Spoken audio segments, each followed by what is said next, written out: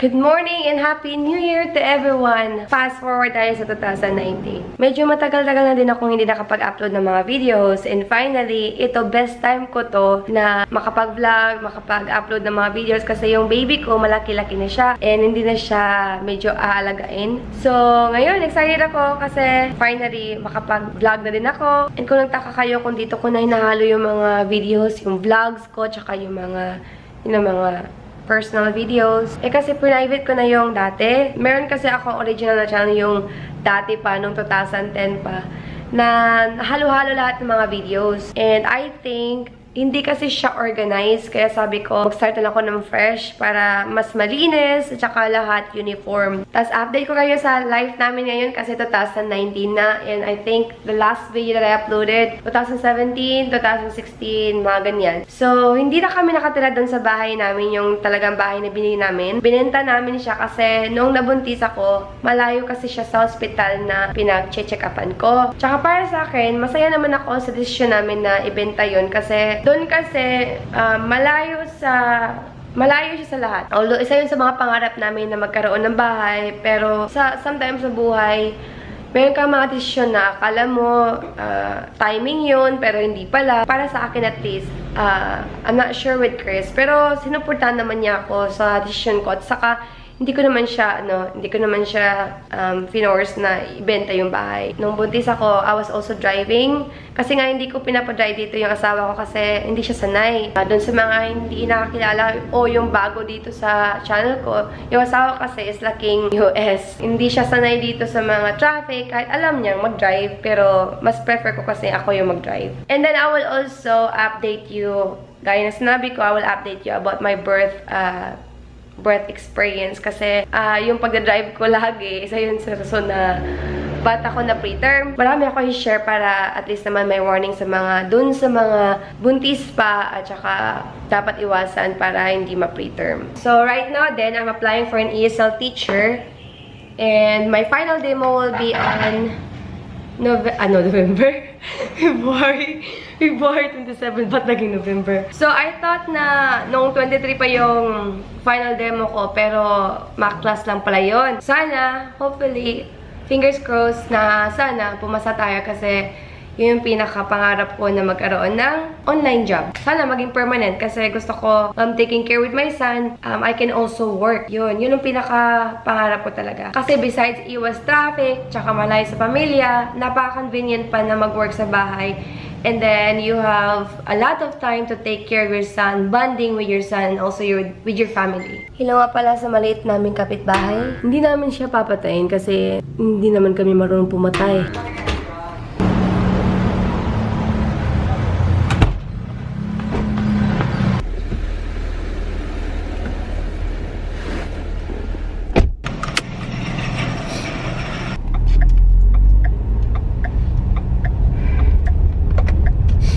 Baby! Wala, mahagwa na siya.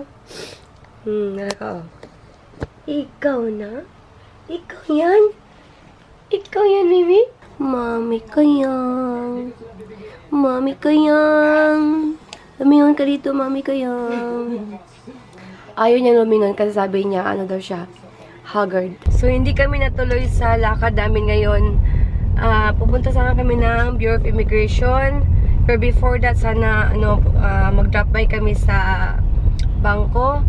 Kaya lang, hindi namin alam na holiday pala ngayon. EDSA? Ano ba yan? People Power? People's Power. So, hindi namin alam kasi hindi namin chinek yung kalendaryo. Kaya, napalaw me. This is my 4th time trying to film. Lagi siya namamatay. Sira na kasi itong camera ko. Pero guys, chika muna tayo ha. Chika muna tayo kasi meron akong i-share ng konti about sa application ko as an ESL teacher. Final demo ko ngayon 27 and medyo worried ako kasi hindi ko alam kung ano mangyayari or mararanasan ko ulit yung nangyari nung Saturday. Kasi ang nangyari kasi nung Saturday, I thought na final demo ko na yon.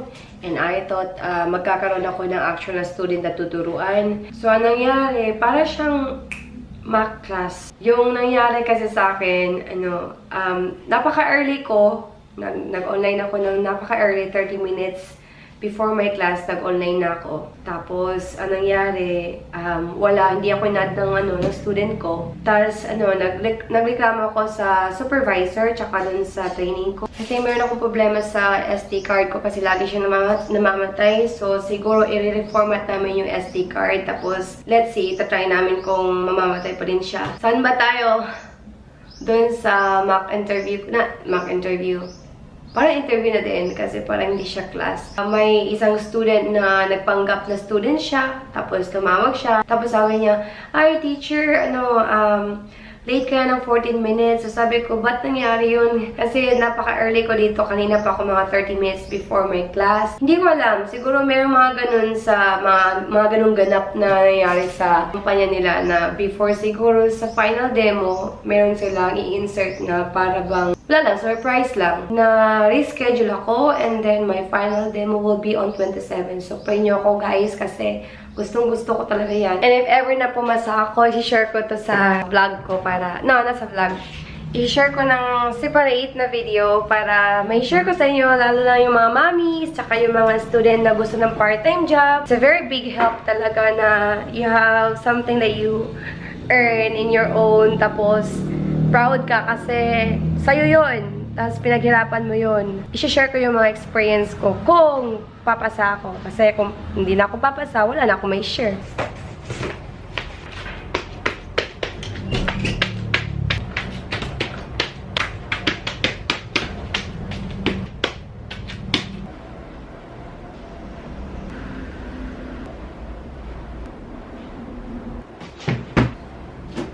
My husband and I are having heart-to-heart discussion.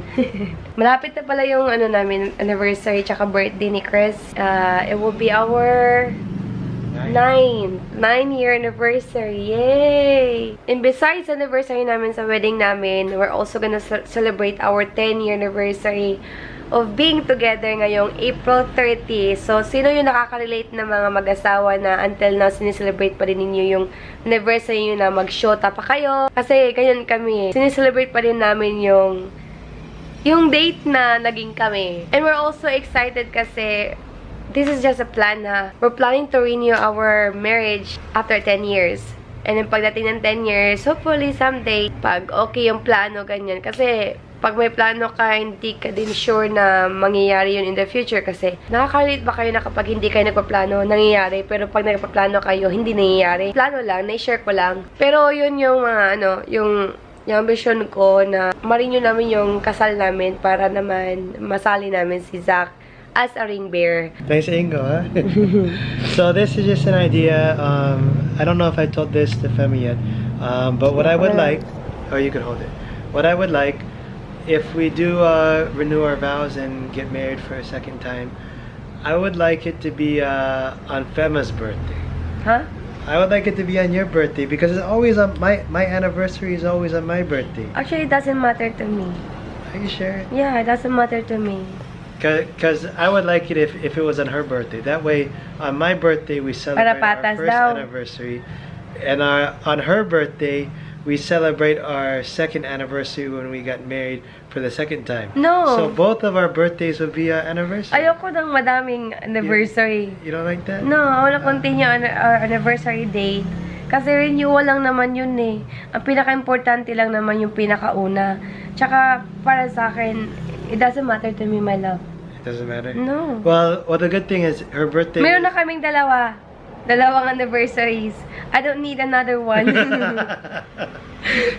Magastos. Too many celebrations. Oh, too. More buy-in. Yeah, more money. More money. No. Yeah, but that's my birthday pa.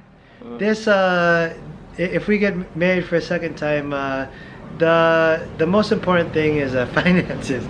How do you finance a wedding? Yeah. And, that will depend on some of our investments, like our investment in Steam. This isn't financial advice of any kind or professional advice, just what we're doing. But if Steam goes up by then, maybe we'll be able to afford it. That's also why I wanted to be on your birthday, because it would give us more time to raise money to actually pay for it if Steam goes up. But it's okay. hindi naman kailangan na...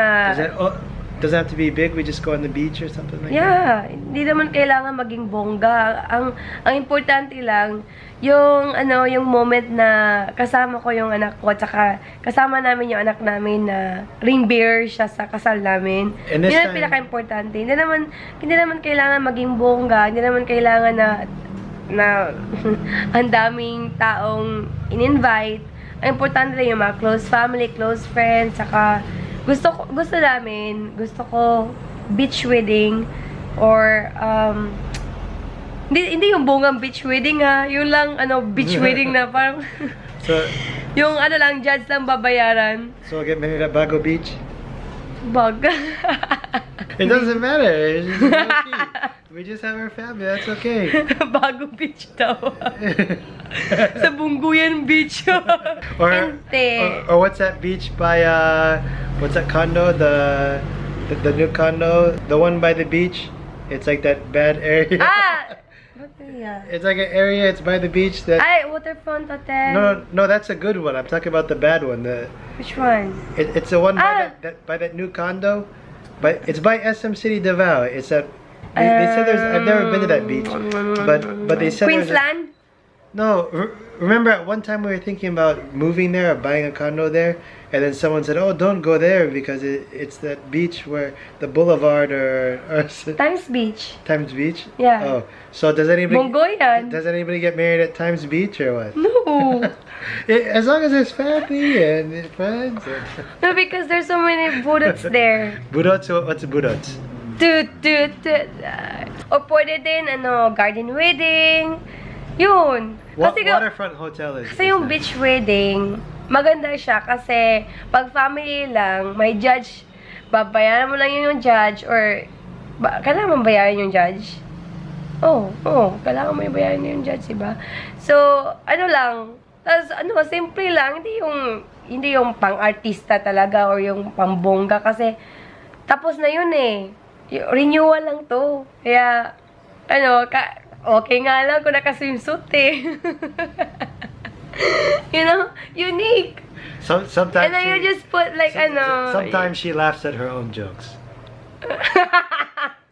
Mag-workout ako ngayon. Meron ako din-download na app, pero dinilit ni Chris. So, kailangan kong i-upload yun ulit. Pero ngayon, gagamitin ko muna yung YouTube. Kasi dami mga exercise doon. Pipili ka lang.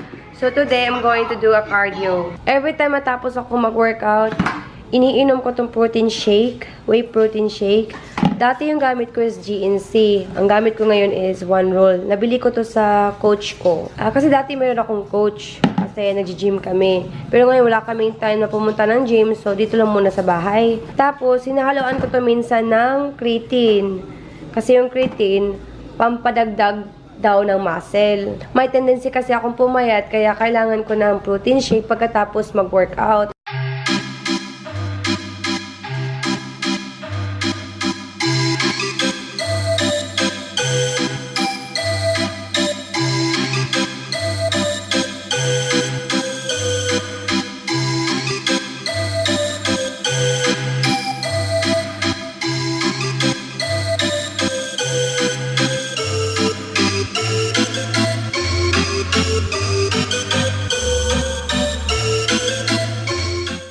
Hey, baby boy.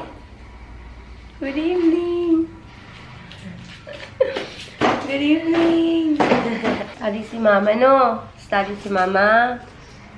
Walang humpay na study. Study si mama. Sama ikaw.